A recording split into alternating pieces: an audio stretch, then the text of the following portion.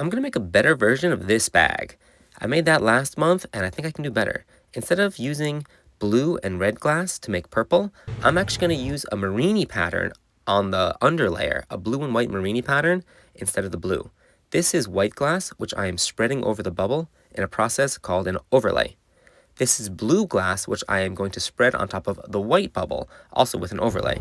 The table, that big steel table I'm rolling on, is called a marver, and I'm using the friction of the marver to push that colorful glass over the white glass. Once I have those two colors over each other, I'm going to gather glass out of the furnace like this and strip it off into the bucket. This is going to create a protective layer over those colors. Then I'm going to blow it up into a ball and attach what's called a punty to the bubble. This is called a sculpture punty because I'm going to put a jack line in the punty. That's going to make it easier to break off later. I'm going to put a little drop of water on this jack line by the pipe, which creates little cracks so that when I tap the pipe, it breaks right off. Now I'm going to use my jacks to open up that cup and then stuff it with a bunch of clear glass. This process is called a stuff cup, and it's a common way of getting color on the outside of the bubble. Once the cup is stuffed, I'm going to roll it on the marver like this to bring the lip of the cup down to the moil. The moil is the part of the glass that's on the pipe. Now I'm going to hang the pipe down and let gravity stretch it. You see how long it's getting? When it's really long, I'm going to flip it up and touch it back onto itself. This is a folding move, which doesn't really have a name, but yeah, you just sort of fold the glass. Then you roll it on the marver like this. I'm going to do this again, I think 5 times. And you can imagine if you fold it once, you have sort of 2 tubes. If you fold it again, you have 4 tubes, then 8 tubes, then 16 tubes. So you get like a pretty complex network of like white and blue glass on the inside of the cylinder. That's called a post. I'm going to attach this big wad of glass to the post and stretch it across. It takes a lot of energy to stretch that thing. And then I'm going to pass it to my strong friend Alex, and we're going to pull it across the room. We're going to pull it until it gets very long and very cold. And when I say very cold, I mean like 800 degrees. Once it's like this, I'm going to take my tweezers and slap it against this piece of wood to break it up into these like 3-foot chunks. I'm going to put that in the annealer to cool overnight, and in the morning, I'm going to break it on my color bar chopper like this into these small little chunks. Now that's called marini. I'm going to line all the marini up like this and roll it up with this piece of glass called a collar. A collar is just like a tube, like a really squat little tube. Now I got to line these marinis up edge to edge so that they really integrate seamlessly. It's a very delicate process, but you really want to stick them in there like a puzzle piece. Then, you're right, I roll it on the marver again, and in the sunlight, you can really see that pattern coming through. Oh yeah, now I'm starting to get pretty excited.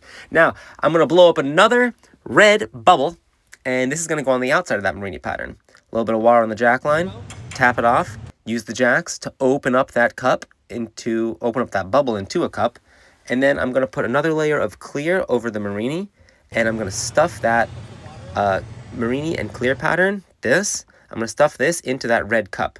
A little bit of a squeeze on that punty, a little tap, it goes in the optic mold, and then I fill it up with the marini and the clear glass. How satisfying is it to just look at that hot glass fill up that cup? This is how I'm going to try to get a better pattern than it was originally, with the combination of the marini and the ruby glass. After the stuffed cup, I roll it on the marver, and then I just take a folded up newspaper, I squirt some water on it, and this creates actually an amazing heat barrier that lets me shape the glass into the shape I need. I'm going to put some pressure on the tip, which is going to end up being the bottom of the bag, so that the other end of the bag blows up. Now, the part of the glass that's by the pipe, I'm going to start to squeeze that with my jack to make what's called a jack line. This is where the glass is going to break off later. It's also going to become the handle of the bag. Now, I take my corks, and I squish the glass with these 2 corks. I got to keep the corks moving so that they don't leave a mark. And the corks are really nice because they burn really clean and they don't leave any scars on the glass. This is the hottest torch I have in the studio. It's a mixture of oxygen and propane.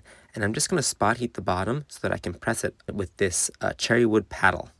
I use cherry wood because cherry wood doesn't mark the glass, unlike other wood would if you just used like plywood. Oh my God, look at this color pattern. Look at this. Look at how nice this is coming out. It's really, really good color. This rod is made of tungsten. Tungsten has a melting point of 4,900 degrees. And so that really high melting point gives it the property of when you can heat it up and attach it to a drill, you can actually drill through the molten glass. All other metals will just stretch the glass. This is a different kind of punty. It's not a sculpture punty. We call it a dome punty. A little bit of water on the jack line, and it comes off. See, the dome punty doesn't have a jack line built into it. Look at that. Now I am using my tweezers to sort of trim that lip. This is also another very satisfying move to watch.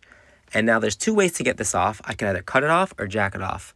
I'm going to choose to jack it off because it's a more like a cleaner break. I take my jacks and I squeeze in a little constriction, and then I'm going to take my shears and just snip it. Yep, that's how you do it. Then this is a MAP gas torch on top and an oxypropane torch on bottom. I'm hitting those holes from both ends, and then I'm going to start reaming it with the tweezers. Once it's open to about 2 inches, like this, now I'm going to start going in with my, it's really just another punchy rod. I'm going to go in there with my rod and start squeezing it. Every once in a while, I'll press it with the corks to make it so it doesn't get too ribbony. And I start to ream and ream and ream. I also use a centrifugal force to spin it out wide before I ream it again. And that's basically the process of making the bag. But now this bag it's not quite as good as the other one because it's not slid up and all like all crazy. So I gotta put a little bit of drop of water on the punty, take it off, and then I gotta take it to the cold shop because we're not done yet. I know it looks good, but that other bag was really hard to beat. When it's cool, it looks like this. Look at that pattern. Look at the colors. This is looking very promising. I'm going to draw on it with my silver Sharpie and grind through the red glass and the blue marini pattern to make these little slits. The last bag, this is where I would stop.